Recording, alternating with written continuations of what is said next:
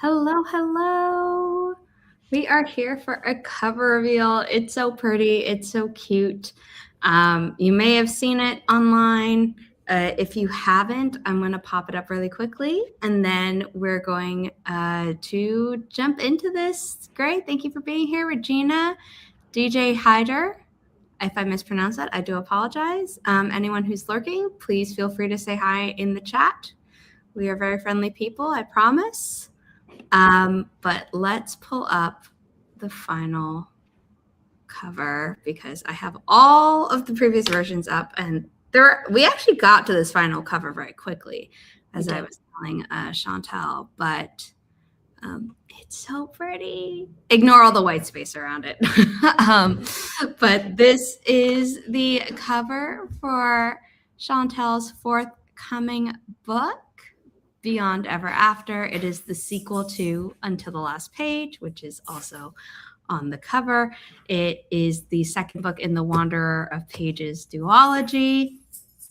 Hello. It's gorgeous. Hello. Hi. Thank you for being here. Looks so good. Yes. We returned to our cover designer of the first book, which that was the one thing I forgot to prepare in advance. Ready to have that up and ready to view. My apologies. But the same cover artist for most of Inimitable Books titles, minus the thrillers and the nonfiction things that we have published. And by nonfiction, I mean like it's just literally not fiction, but it's not a book, a normal book in the sense. Hold on, I want the cover with the blurbs on it to show off for book one.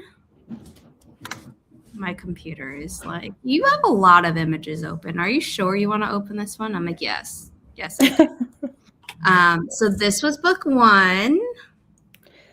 And at the bottom, we have humor, heart, and hijinks perfect for fans of The Princess Bride.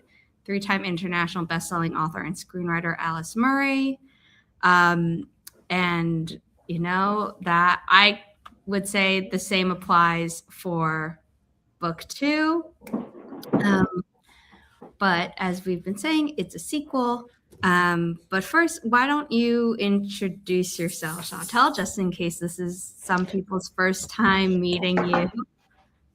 This is not your first time writing a fairy tale book. It is not your first time being published by Inimitable Books. But tell people who you are. Well, I am Chantal Gadoury, and I am the author of the upcoming Beyond Ever After and the author of Until the Last Page, and the author of, like 9 other titles that unfortunately are no longer published, but are still dear to my heart, and hopefully will one day see the light of day again. Yes. I am a huge Disney lover, love Disney movies, which should be no surprise to anyone who reads Until the Last Page, or honestly any of my previous publications. I love fairy tales, grew up with fairy tales, grew up having a mother who took me to the library almost every Saturday to, just to encourage my reading, and has certainly done so. Personally, I am a huge fan of the BTS band and love K-pop. It's also a huge inspiration to a lot of my writing.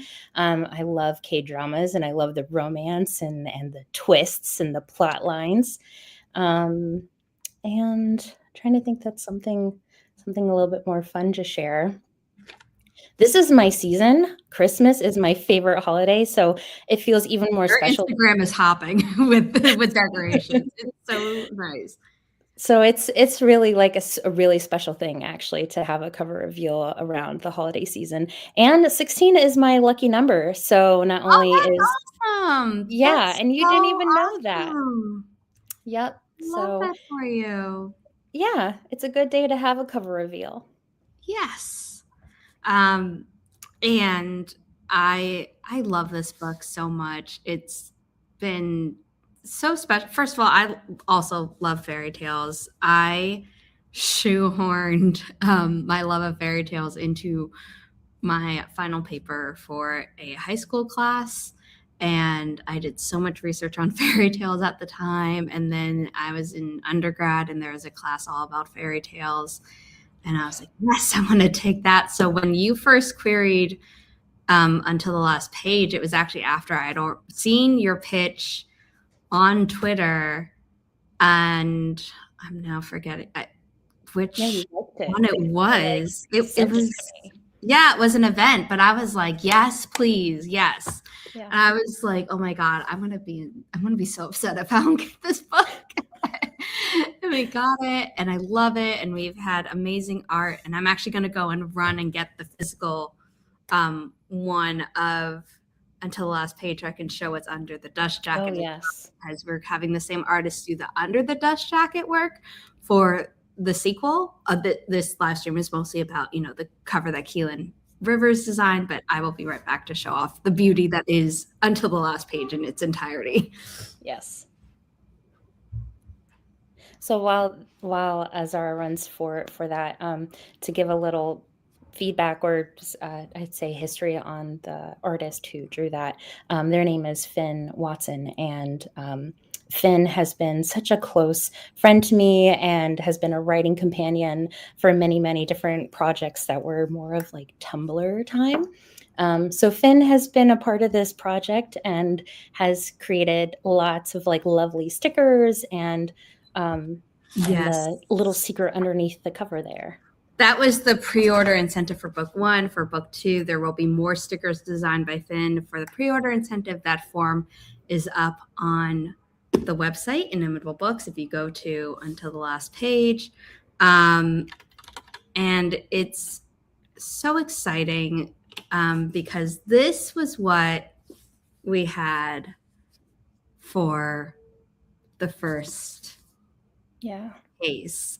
And I'm really excited for the art of the second one because it relates to something that's in the book. This more or less happens. It's maybe a little bit more of a conceptual imagining of what happens. Like the Frog Prince never comes out of the book. She goes into the book. But what we're doing for the next one is really cool. We do have to figure out what text we're going to put. But we had this gorgeous map by Finn, and we're going to have a different but equally gorgeous map for book 2. And I think we're going to physically you can see all the details, and then in the ebook it's actually the color version of the map, but on camera it looks a little dark because the lighting in my mom's apartment, I don't have all the studio lights and things like that I've bought, but it's such a pretty book, and the words themselves are beautiful. They're really magical. I don't know how to explain it, but you just have a really good way of writing Chantal, emotions and characters. It draws people in.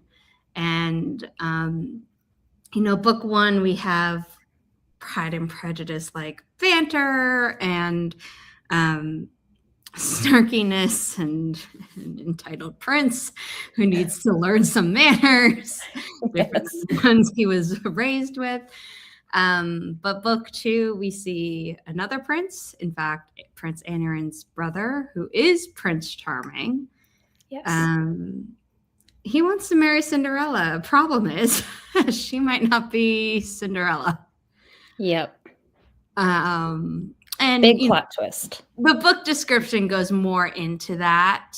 But I am so excited. Because I don't know. I love sequels. I love a good sequel, and this is definitely a good sequel. But let's talk a little bit about the cover design process. If you're up for that, Chantal, I'm going to put up. Is this no? That was the middle version. This cover, which was basically our first draft. We just a reminder. This is what Until the Last Page book 1 looks like. Sorry, the light's reflecting off the shininess of the letter, so it looks a little bit washed out. But so we kept the filigree, we kept the flowers more or less, but we changed basically and the font treatment. We just changed colors and then icons and things like that. So do you want to talk about how we pick the colors, the icons, all of the above? Like, what are you excited about? The process and like how it went down. And then as we move through it, I will show what came after this, which had like something else instead of the crown. And then I can talk a little bit about how that version even changed before we got to this final version, because I had a meeting with Simon and Schuster and they had some feedback. So take it away, Chantal. Yeah. Well, I know that when we were discussing the sequel, it was really important to keep with the same sort of concept. I think drifting away into an entirely different cover would have been, I think, a big mistake in the sense of that they might not know that it's a sequel, and it might not, I think books that go together should kind of look like they go together. They should look like a nice, happy couple.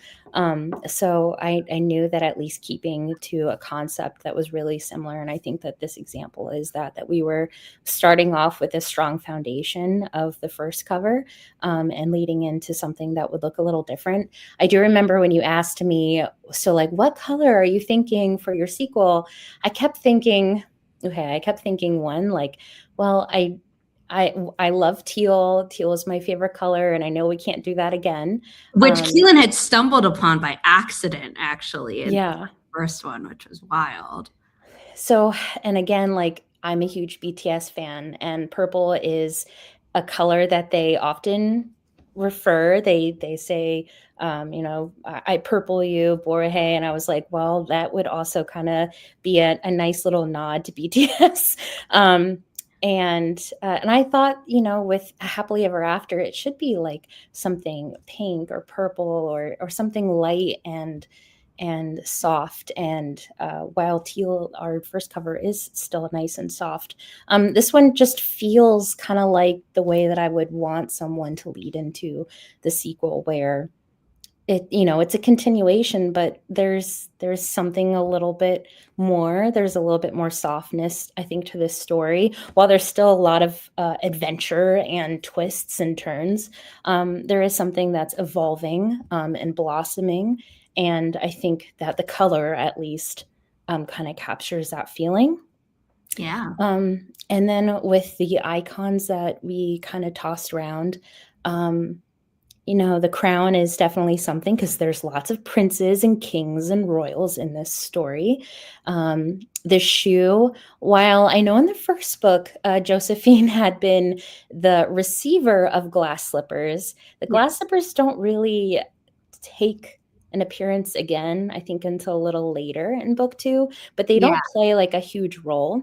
But the shoe does indicate to a certain story that is not glass slippers. Yes. And the mirror that we picked there's a huge thing with the mirrors. Mirrors are a big concept in the story. And the fairy.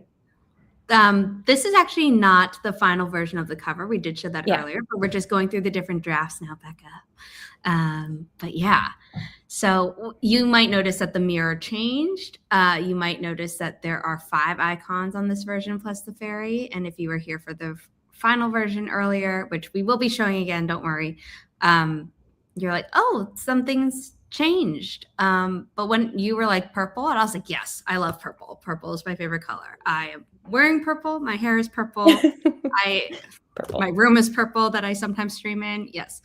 So I was all for that. And then it kind of came down to what shades of purple, because I do know that Keelan had done a slightly different. I don't remember the combination exactly, but it felt like part of the flowers were blending into the background.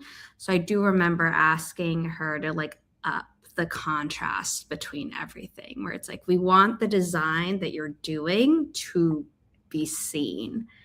And she was like, oh, absolutely. And then she gave us this beautiful contrast for everything, goes together. The icons are different purple than the filigree, than the flowers, but they all match. And then the text is actually, I think, colors that we had picked ourselves through like Photoshop and Canva. We were just playing around. And I had thrown it together in Canva because for some reason Photoshop was being a bit weird about aligning the letters to have that fill in as perfectly as we wanted. And then obviously Keelan did it better. That's what we pay her for. But she had found this gorgeous font for book 1, and we were like, we definitely want to continue it. We haven't really talked about the title, but do you want to talk about that? I know we had a lot of back and forth in emails. Yeah. I don't even, I'm gonna really probably out myself here. I don't even remember how we came to the title other than like just tossing around different ideas. I think I remember like I sent you a list and you sent me a list, and we just kind of kept kind of pasting and putting things back and forth together. I think I definitely had asked my mom and my boyfriend and kind of got their 2 cents on, what do you think about this? Or how does this sound to you? But I really don't remember. It's kind of like it always was that title. It sort of just feels like it just was always that title. And then it just like, I don't know. There was no beginning or end. It just was. Yeah, I think once we got to it, we were like, how did we not get there before? There were, you had it actually in your first list. And I loved it immediately, but you had some other ideas. I'm looking at it. So that's why I'm able to give a little bit more detail. We were like, oh, should we, do we want to keep the last page, So you had one where it's like turning the page or turning the last page. Yeah, that's right. And I was like, okay, like that could work. I just don't know if that's. Yeah. I don't know. It doesn't have the same ring to it that Until the Last Page does. Yeah.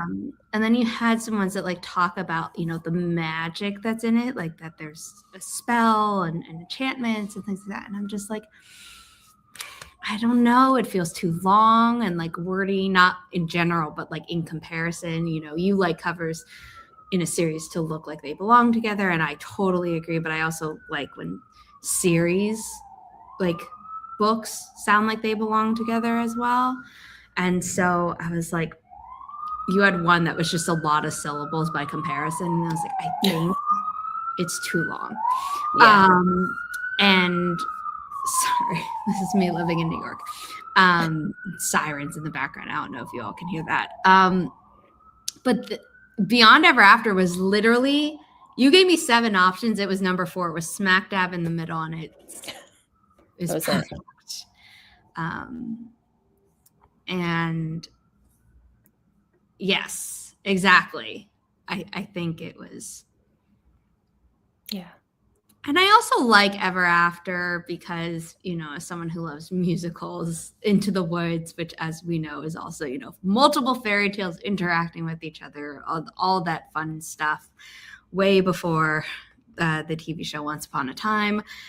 They have a song called Ever After. And it's all about like, okay, we're great. We're done. And we're like, actually, there's a whole act 2. Actually, yeah. So I think it's just, I love it so much. But let's look at what came after this version. You're going to notice a different icon because I thought for fun, we would try something. And Chantal was very right to be like, actually, I don't want this version. I need to stop sharing this version. Hold on.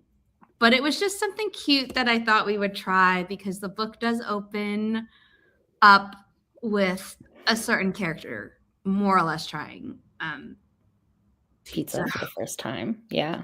And I thought it was funny. And it's like, oh, look, it's a little bit different. We're not entirely in the fairy tale world. But we had also then talked very much about how much are we going to give away of book ones, and in the book description, in how we're promoting this sequel. Our blog post today on the Inimitable Books website were like, oh, Joe thought saving one prince was hard. Now she has to save another, and some people could be like, oh, well, then she saved the first prince. And it's like, I mean, maybe like we tried to keep it a little bit ambiguous, and in the book description as well. And, I think Keelan made it cute, but I think you were very right too. I wanted to like the pizza. I really did, because I knew exactly when I saw it. I was like, oh, that's such a cute nod to that scene and what happens and the opening. But it just didn't fit. It didn't go with the fairy and the shoe and at this point the spinning wheel, and I wanted to love it, but maybe a different book.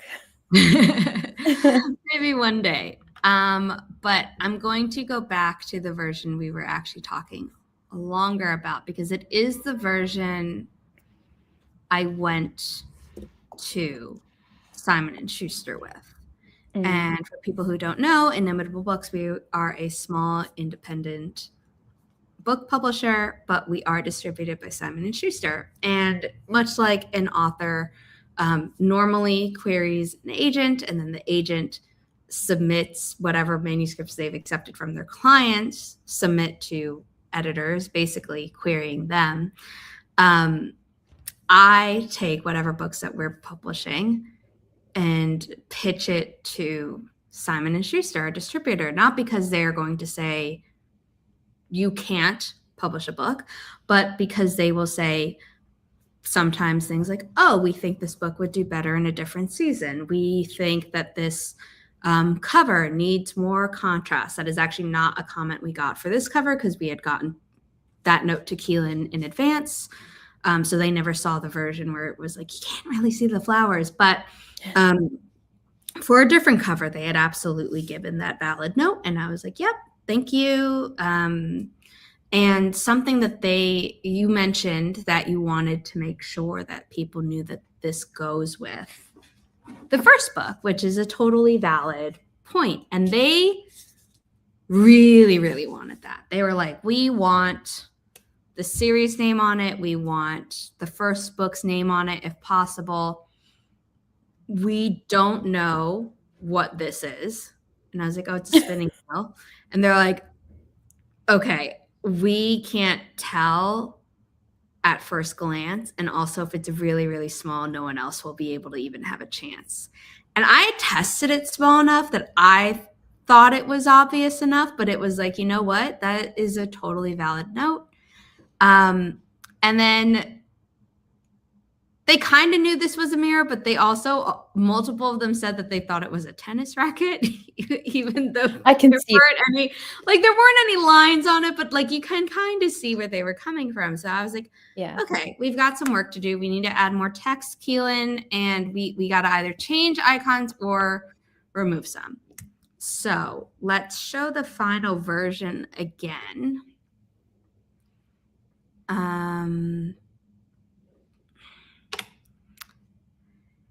And we knew the mirror super important to the story, like integral at a certain level. Yeah. Maybe not this specific mirror throughout the whole story, but a mirror at least. And so they're like, can you make it more ornate? Can you zhuzh it up? And so Keelan did. They loved the gold on the book from the first round and the fairy. And now we don't have icons down here. We have our 3 and then the fairy. They're all bigger, so they show up better as a small thumbnail. And we have our series tie-in that they wanted. It's interesting. They actually didn't ask for this for all of our books that have been sequels. So it wasn't a note I was necessarily expecting, but it made sense, and I like seeing until the last page. Yeah.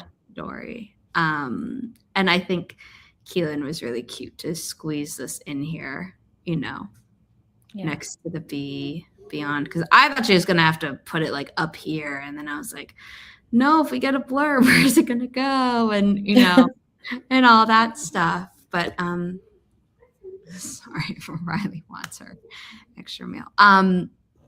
So this is our final cover. I love it. Would you say that the design process, I mean, I know we talked about how we kind of had something to go off of from book one, but would you say the cover design process for this book was easier or more difficult in some ways? And then those same questions apply to writing and revising the sequel. I know we're going through proofreading. I'm very slowly going through proofreading. It will pick up. Last week was just a little bit wild. But yeah, how's it doing the sequel? Also, not just the sequel, but like the end of a duology.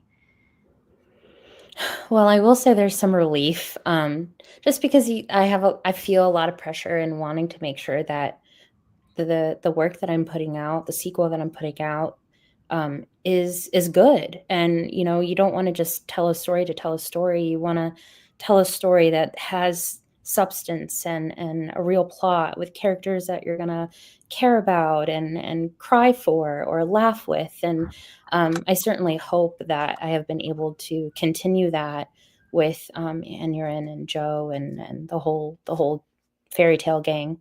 With the cover, I feel like this one was a little easier because we already had such a foundation of the first one, so it just felt natural to kind of ease into what we have. I think picking the icons was a little challenging because it was like, what do you pick? What do you give away? What don't you give away? You don't want to give away like too many of the stories that may or may not be involved in Josephine's second journey. But you also don't want to give away the ones that like may or may not be familiar or so I think we definitely were really thoughtful about what we shared on the cover. I won't lie, I really enjoyed creating the Until the Last Page cover just because it was brand new, and it was my first interaction in working with you and with Kayla. It was fantastic. It was so cool to be so creative. So it was really nice to be able to continue this. It was easier, but I think there was also some, like we had to be even more thoughtful than we were originally. Yeah, we have some fairy tales in this one that are like really, I mean, to us, we're like, yeah, of course. But to some people might be like, I don't even know what this fairy tale is. And we're like, how would we represent that? Also, do we need to, Yeah. because we picked for the earlier version, we had basically 4 fairy tales with the 4 icons. The book is like the general one, and then the fairy is also a general thing, which is why it's central as well. And we limited it to what we thought would be good, and then Simon & Schuster was like, you need to make these icons bigger, and we need these other things on there. So that then had us limit it down to almost to, I mean, we know that the shoe could technically apply to 2 different fairy tales. So to us, we're like, oh, it's 3. But it's harder in a way because when you show, an apple and gingerbread, and then obviously the frog. That one was very easy to do. Yeah. The clock. These were all very, I don't want to say obvious in like a bad way, but it was easy to pick those. And we even have a shoe on there, but it's a different shoe. And if you see a shoe and you're with fairy tales, you're like, oh, Cinderella. And it's like, you wouldn't be wrong with that book. You also wouldn't be wrong with saying that for this book. But when you read this book, It's like, oh, you run into, as you said earlier, another fairy tale that is maybe not the one that you would initially think of. And I think we had a lot of fun with figuring out what to do, but it was also like, we don't want to make the wrong choice. Yes. Yeah. Yeah. To answer your question about writing, so I did find that this book was a little bit more challenging, because I wanted it to be good. I wanted it to be, a sequel that lived up to the first book. I think it I'm does. sure that we all have read sequels that were like, "Oh, it's really hyped up," and then it might fall flat. And I just don't want this to fall flat. I didn't want the story to fall flat, so I always take my writing seriously, but I was really, really, really trying to take this as seriously as I could, even more just because Joe and Aneurin mean a lot to me, and I didn't want to do them wrong. I didn't want to do them dirty, and You do not. I mean, so you put them through it, so they might have something else to say about it. But as your editor, I can say you do not do them dirty in a way that is not enjoyable for readers to be like, oh, they're suffering. That's good. That's good. But writing can be a challenge even more just when you're, trying to meet deadlines. You want to make sure that you're getting it out also to your readers within a certain time frame, so they don't forget you and they don't forget your first book. You still want to be relevant. You still want your book to be something that people are talking about. Waiting, 5-6 years is probably not the best thing to do when you're coming out with a sequel. People might be like, ugh, I don't even remember reading your book. So I think just trying to make sure that, I kept to a window and balancing outside life with writing. That was more of the challenge than I faced with Into the Last Page. Yeah.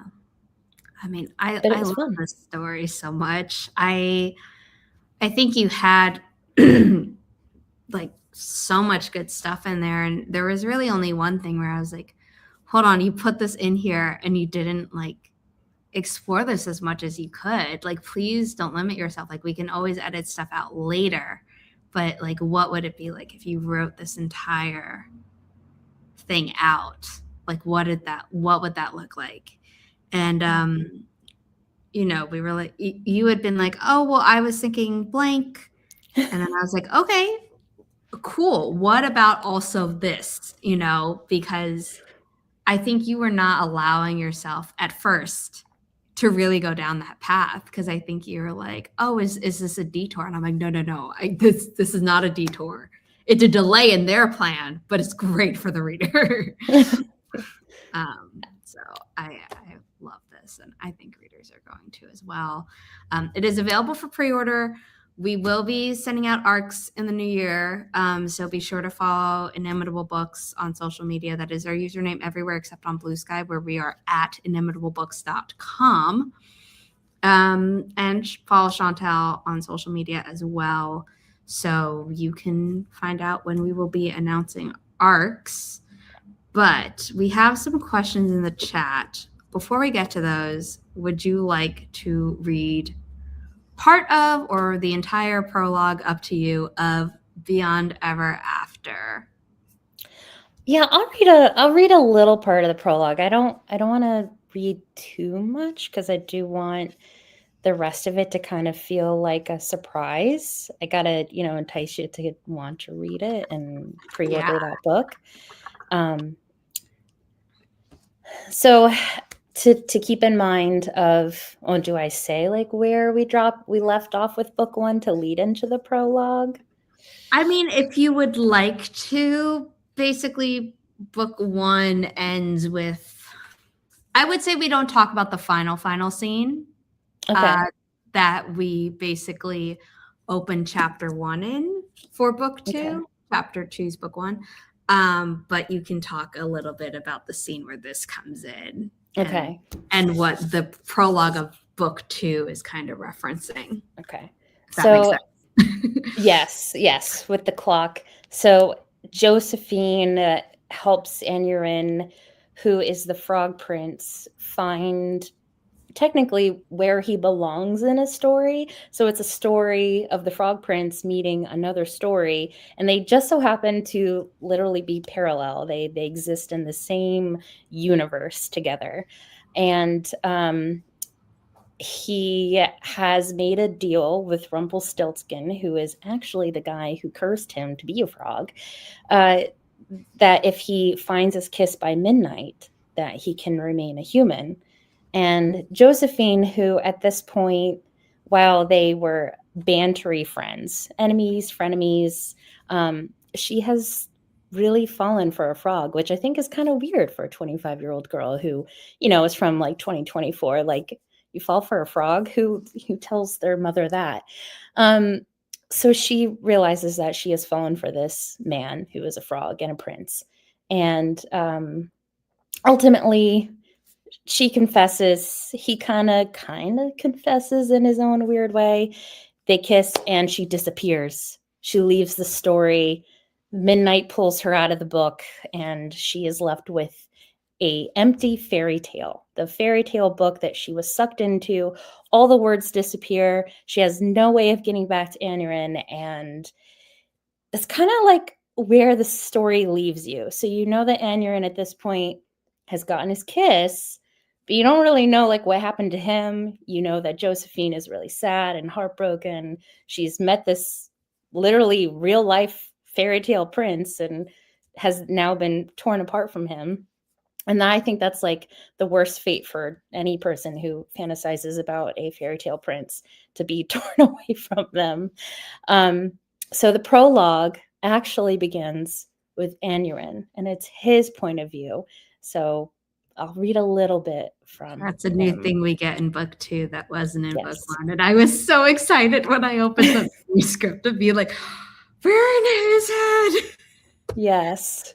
Yeah. Anurin actually is from a very, very, very old character that I used to write. So it was kind of weird to suddenly have this voice come back. I'm like, oh, is this who you are? So it was nice to kind of go back into the Prince male voice that was lingering in my head from years ago. So, prologue. I was certain I could not tolerate another insufferable evening in these damned confining clothes. Tugging at the collar of my tunic, I silently let out a curse into the cool night air. The music from the festivities below, a gentle, enchanting melody of the celebration, drifted up to where I stood on the balcony of my chamber. I'd done my best in avoiding the gossiping members of the court who could not cease bringing up Josephine's name around me. This was a night of grand celebration. My brother was finally engaged, and there was once again a promise of stability, a guarantee of a prosperous future now that he was to be wed. My brother, the epitome of regal charm, and his beautiful future bride-to-be were at the center of everyone's attention. I was grateful for the distraction from myself. Sliding a hand through my hair, I let out a deep sigh. It it had been apparent from the ballroom floor just how much of a stark contrast I was to the idyllic scene. The years I'd spent as a cursed amphibian had only isolated me from the kingdom, and worse, my family. Sitting at the dining table night after night left me quiet and disconnected while my family went on as I imagined they had for years without me. The courtiers had much to say about their theories of my previous life. I couldn't stand to hear their remarks. Memories of the long nights being confined in a body that had never truly been mine, feeling so far away from home, from my family, my manservant Henry, who had tried to tend to my every whim, except for the one I truly wanted the most, the freedom to be a man again. In the quiet evenings, when only the sounds of grasshoppers had kept me company, I had imagined myself as I had once been, and it had filled me with a sadness I'd never known how to describe. I had dreamed of my return home to the welcoming arms of my father and mother, but the reality of my return was not one of excitement, but uncertainty and fear. I overheard the whispers about the mysterious woman who had vanished as suddenly as she had appeared. Her presence had unwittingly brought danger by luring the very man who had cursed me into the heart of the palace. Despite it being me who had bargained with the man called oh my gosh, Rumpelstiltskin again, Josephine's disappearance had left unanswered questions and an uneasy tension that permeated the palace walls. The festivities below were a cruel reminder of the life I could have had but lost. I slid my hands over the cool stone of the balcony railing and closed my eyes. For a long moment, my life had been consumed by one purpose, breaking the curse with a true love's kiss. I had never allowed myself to imagine what came after. I suppose that I would slip back into the role I had left as a young man. I would be welcomed back with open arms and take my place beside my father as his heir, his true heir. However, as the path had changed, I was forced to forge a new one, a life in which I would stand beside my brother as a symbol of unity. It was my duty to assist him in his new role, and it was an honor to do so, or so I told myself, or so I was told. Even as I stood beside him in the glowing ballroom, I saw the hope in his eyes as he looked at me, and the quiet joy as his gaze shifted to his bride to be. The way he held her hand to his lips, the love that had passed between them, it was clear. Charming would be noble and a worthy king, and I would serve him with unwavering loyalty. Loosening my necktie, I tilted my chin up towards the sky, gazing at the sparkling stars above. Josephine, I whispered. In all honesty, despite my impeccable ability to keep track of the hours of a day as a frog, I had lost track of how many weeks had slipped by since the last time I had seen her. Had it been a fortnight, longer, or perhaps even shorter? The memory of our last night was etched vividly in my mind. The gentle touch of her hand in mine, the sparkle of mischief in her dark brown eyes, and the softness of her laughter as I held her in my arms while we danced. I had been a fool not to kiss her then. Maybe if I had, she would have been able to stay by my side. I had ignored the silent plea in her eyes, ignored the gnawing in my stomach. I'd been so determined to fulfill the foolish bargain I'd made with Rumpelstiltskin, and it had made me so willingly blind. I had known Josephine had been the one for me since seeing her with the irritating woodland man, Arch, with his untamed beard and wise eyes. For as insufferable as I found him to be, I knew it was because he was her friend. I had yearned for the warmth of her friendship, to be on the receiving end of her charms, her smiles. I had also been a fool to deny the truth for so long until it was too late. It was maddening how deeply Josephine had worked her way into my heart, only to be torn away before I could fully grasp the realization. As the clock in the grand hall struck 12, she had dissolved before my very eyes, her form fading like mist in the morning sun, leaving behind nothing but the pair of glass slippers my mother had lent her. Instantly, my heart had been filled with longing. I had remained alone on the dance floor for several minutes until my brother pulled me away. In my manic desperation, I pleaded with my parents to allow me to search for her, to search for the mysterious woman. They inevitably gave in to the request. Hours bled into days, and there was no trace of Josephine nor the woman. It was it was as though Josephine had never existed in my world, and perhaps she hadn't. Since that moment, I had been haunted by the memory of her disappearance, by the ache of her absence that grew with each passing day. I missed her with a depth of longing that threatened to consume me, a yearning that gnawed at my soul and left me restless in the quiet hours of the night.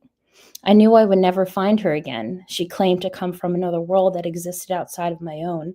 Many days I found myself longing to retreat to my chambers and escape the routine of long meetings with my brother and silent dinners with my parents. I preferred to sit in the quiet darkness and burrow my sorrows in a decanter of mead by my bedside. I hoped that if I had stayed there long enough, the world outside would fade away, and with it the ache in my heart. Maybe then the enchantress, the cruel and cunning one who had spirited Josephine from me, would decide to grace me with her presence again. Many nights I pictured her slipping into the room, her voice as dangerous as a snake's whisper. She would look upon my pitiful state and offer to curse me back into the amphibious form I had once loathed, but now yearned for. I guess I'll stop there.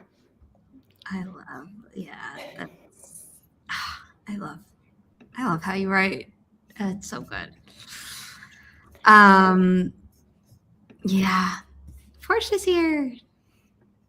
So that was a excerpt from the prologue of book 2, Beyond Ever After, sequel to Until the Last Page, available for pre-order. This one's available for purchase. It is a cozy read, according to many of the people who blurbed it, but we had to, the people who blurbed it, they gave such good paragraphs of praise that I had to pick a line from each so we could fit them on the book. But Tassandra Odette called this, said, Until the Last Page is the ultimate comfort read. And as it gets colder and colder, you might want to pick it up. We have an award-winning author, Casey Bond, who said that Until the Last Page, with witty banter and adventure, this is a page turner. So, people really like this book, and with good reason. So if you haven't read it yet, you should, in preparation for book 2 coming out next summer. Pre-order it, save your pre-order as a PDF or a screenshot or whatever, so that when you go to the Inimitable Books website and you register your pre-order, you have that handy, because the artist who did the map for book 1 and the Under the Dust Jacket art is also responsible for the stickers that were the first book's pre-order incentive, and is returning to do the map, Under the Dust Jacket, and stickers for book 2. We've been emailing ideas about what those stickers are going to be. They're going to be so much fun. Portia really loved your reading, Chantal, and so did Gray. I'm sure everyone else did. We have 2 questions from Regina, 1 question from DJ Hyder, and anyone else in the chat, if you have questions, please drop them in. Chantal, are you okay with going a little bit over the hour mark to answer these? Yeah, of course. Okay, great. Are you already thinking about your next book? This is not necessarily about publishing plans, as in like what is in stone, because we actually don't have anything in stone yet, but Inimitable certainly hopes that this is not the last book we do as Chantal. So are you thinking, I know we had emailed about something, but are you thinking, of that, alternatives? You don't have to say what they are publicly, but just, is there something happening up here, or are you just thinking, I'm thinking about Beyond Ever After and saying goodbye to this series, and then when that's done, I will think about other stuff? Yeah, I mean, I think it's a mixture of all of that. Yes, I am thinking about Beyond Ever After and really focusing on, making sure that I find the readers who want to read this book. I think that's incredibly important.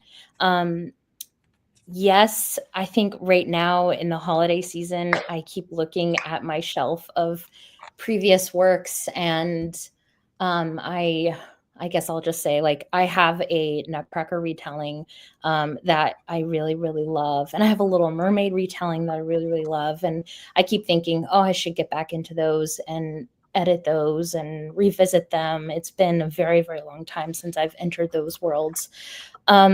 And yes, there is something new that I have been doing actually a lot of research for.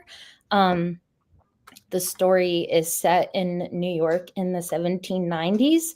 And right now I have a binder like this thick of just history and what it was like to live in the 1790s in New York. And I have gone down some deep, dark rabbit holes of all sorts of things, and I never thought that I would be looking at, but I think that they could all be really, really important, at least like in describing the world and politically what was going on, culturally what was going on. So I don't know if I'll actually ever write that to New York, and we can hang out and maybe have you sign stock in bookstores. Well, I definitely need to get myself to Tarrytown, New York. That's a place that I need to go look I have at. cousins who lived there for years. And so if you have any questions, I can ask them and stuff, but that sounds like a lot of fun. And yeah, I love hearing about people's next ideas, even if they haven't had the chance to tell me yet. Speaking of, wrapping up the duology, was it hard to say goodbye to Joe and Anurin? Was it satisfying? Maybe it's both. Did it flip-flop? How was that? Mm, it's It's a little bit of both. I think it's always really hard, like, when you're finished writing and then suddenly you don't have anything to do anymore. Like, you're suddenly like, your brain is, like, been on full spin, and you're or I'm talking to these characters, they're talking to me, I'm living in their world with them, and then to suddenly, be without, it definitely feels like a loss. There's like I think like a portion of grief a little bit that I experience when I say goodbye. So it is always really hard to say goodbye to characters, because you don't really want it to be goodbye. You want to keep the journey, but stories do have, inevitably, they do have endings. Um, so yes, it was satisfying to bring their story to an end. But yes, it's always so hard to say goodbye to elements of myself that will now just be in a book.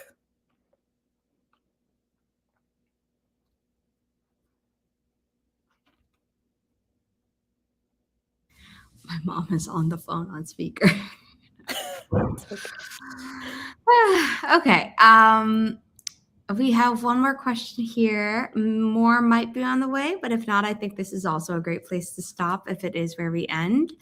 I love the inner suffering of poor Anurin and the horror of getting what he wanted while losing his true love. Do you have any more fairy tale twists in you for a new series or a new trope? So you kind of mentioned previous fairy tale retellings. You'd like to go back to them. I love fairy tales, as we established at the start of this live stream. And then you mentioned the New York project. I'm not really sure what trope belongs to that story because this is the first time I'm hearing about this story. But how would you like to answer this question? Maybe flesh out your earlier answer. Yeah. Do I think I have any more fairy tale twists? I sure hope so. I would love to be able to continue writing fairy tales or fantasy, as long as there is some sort of romantic element, because I am more of a like a romance writer. I just really, really love having that element to my writing and to my stories. So I think so. With the New York story, I guess like the more of a hint is that it is a horror Ooh. romance. So in the 1790s, the American Revolution had just ended, and there is a very famous American legend that takes place in Sleepy Hollow. Yeah. And I really want to do a Sleepy Hollow, not retelling, but a like Ichabod Crane goes missing, and the story then starts. I would love that as well. So I've been doing a lot of research into like like books that open up in letters, like Frankenstein and Dracula, and trying to Love curate both of them. letters that are from Ichabod that go to his niece, who would be the main character. And of course, there's going to be a romance, and I don't know who it's going to be with yet, which is sort of the messed up part of. I have not really been able to figure out the story, which is why I have not written anything. I'm just doing research. But trying to, whether it's a headless horseman who has people's heads that he's wearing, or a man that's working in an inn, I don't know. But yes, that's a fairy tale technically, and there's Yeah. lots of twists to it. Yeah. That's cool. Love that. I'm not really familiar with writing too many horror things. In one previous story that was published with another author, we did a really dark retelling of Hansel and Gretel, and she did a lot of the horror and I did a lot of the romance. So now I'm gonna try to do both, and we'll see what happens. That's fun. Okay, actually, we're going to swap the order of Becca's questions because I think the very last question about the very last page is a good ending. So, second to last question. Was there anything you intentionally left unsaid just in case you return to this world someday? I think I really tried to make sure that I tied up every loose end that I could think of.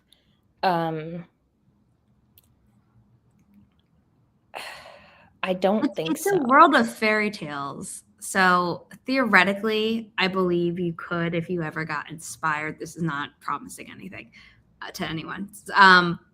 But I do believe you wrap up everything very. When I say nicely, I mean like storytelling wise. Yeah.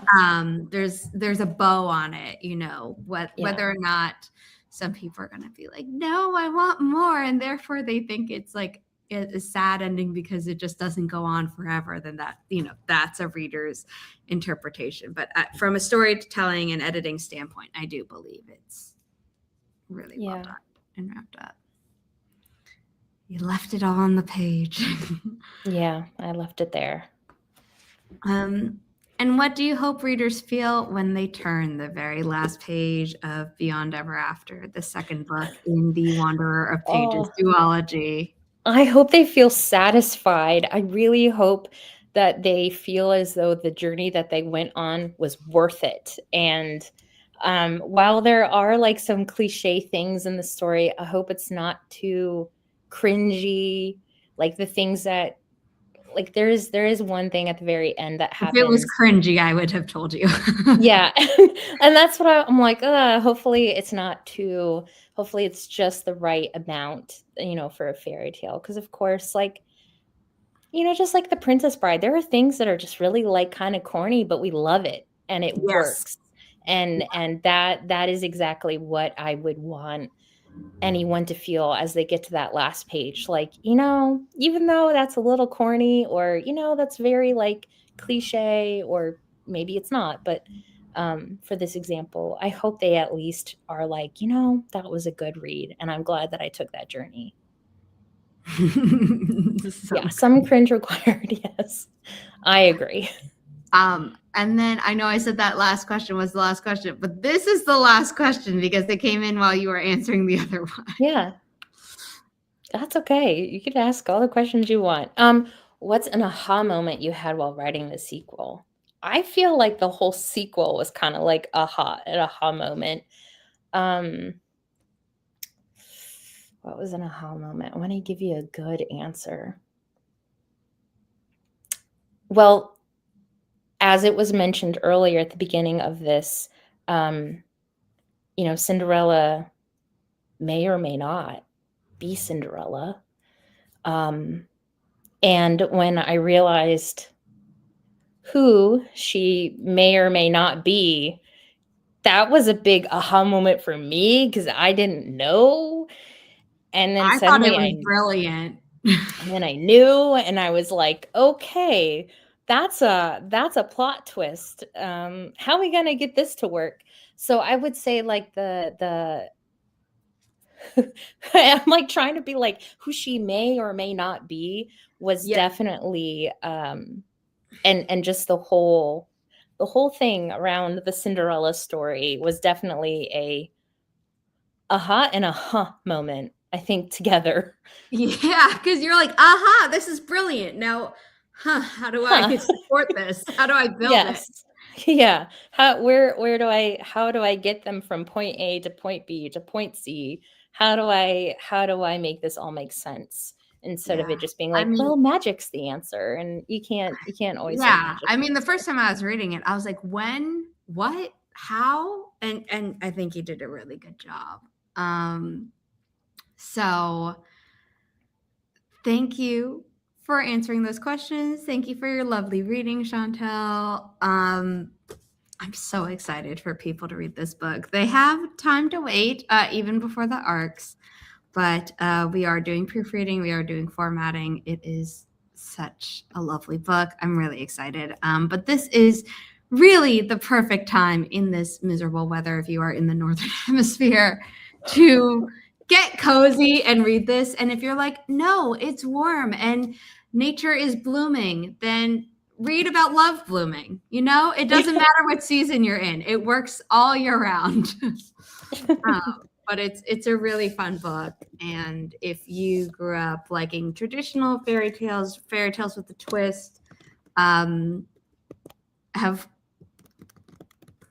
figured out some inconsistencies in fairy tales as you've gotten older, but still have the nostalgia and a special place for them in your heart, I feel like this kind of covers everything, not in an essay way, but like in a, I get to enjoy a story that captures the magic that I have loved and continue to love, and also being like, you can't just demand a princess kisses you, you know, like just insert a little reality for someone who maybe needs to get off his high horse, or at least off his high lily pad.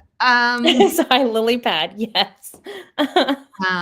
So it's a lot of fun. The second book is up for pre-order. If you register your pre-order, you will get stickers from the Under the Dust Jacket artist, who's also the map maker.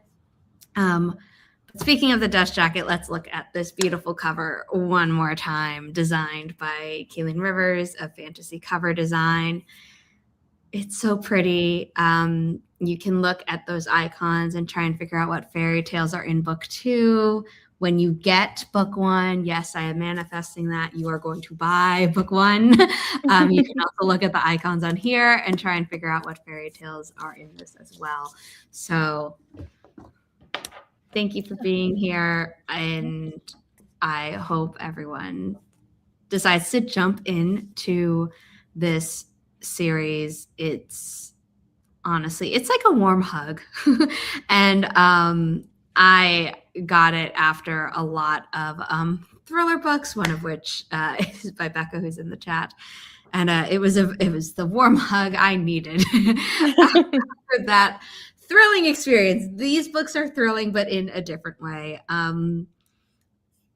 Fighting the witch in Hansel and Gretel is a little bit different than what is in Becca's book, but all Inimitable books titles have a special place in my heart, and I really, really love this series because like I've been saying throughout this live stream, I love fairy tales. I love fairy tale retellings.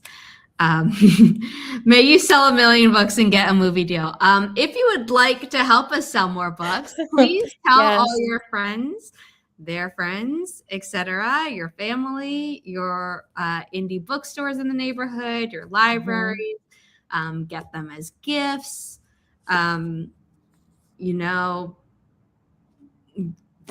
Buy some and then donate to like a little free library if there are any near you. Just get those books into hands of readers. It really helps, but definitely requesting it at your library or at your local bookstore helps tell other professionals in the industry that there is demand for this book, interest in this book. And then that hopefully leads to them buying copies. Because libraries buy their copies and then people rent out that copy. But yes, so support the books in any way you can. We really appreciate it. It means a lot to a small publishing company like Inimitable Books. And until then, happy reading. And I will see people next time for our next book event or writing sprint live stream on this channel. So one last time, Beyond Ever After, the sequel to Until the Last Page by Chantal Gadoury. Thank you for being here for this cover reveal live stream / author Q&A / author reading. And have a good rest of your morning, afternoon, evening, or night. Bye, everyone. Bye.